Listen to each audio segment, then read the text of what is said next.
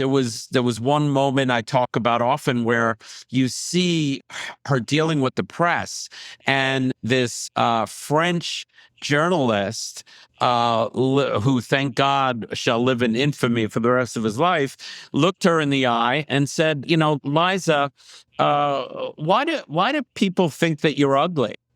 And yeah, that moment.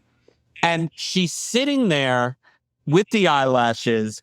She looks gorgeous, beyond gorgeous. She is explosive in her, in her life force, in her energy, in her youth. She's 25, 26.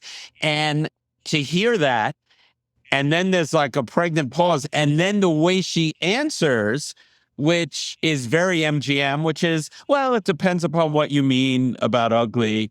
And I just go on stage and just unflappable. Yeah. And you realize that's so unbelievably telling about who she is, that she just was unflappable at the age of 25, 26 when somebody asked her that outrageous question. She didn't even flinch. I mean, she literally just like, she just handled it. She ninja'd it in such an amazing way in that moment. And of course, you say that was sort of part of the inspiration for really kind of launching kind of the point of view on this? Well, when we saw that, it was very much, wow, we need to really get the vibe of what was going on in the 70s. How was she looked upon? How was she thought of? Because there was a lot of questions about her. The expectations were so high. Would she ever sing as well as her mother? Would she dance as well as her mother? Does she have movie star looks?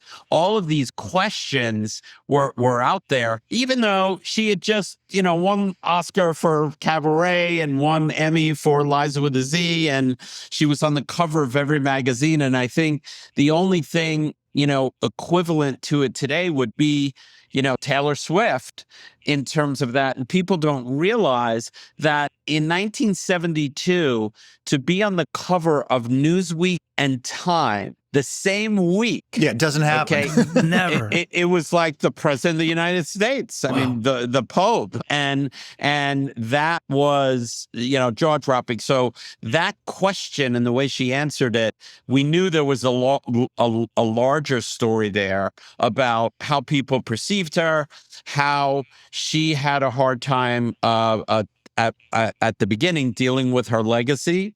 The legacy that she was given by her father and mother.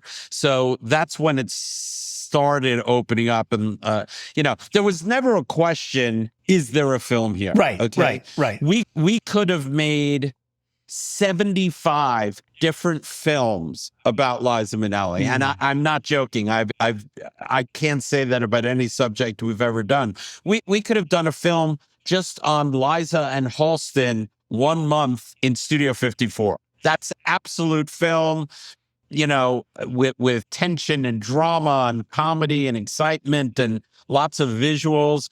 But we ended up going down this route because, as I often say, we didn't go in with a preconceived notion. We let the material speak to us. And that, I think, is what you have to do when you do something like this.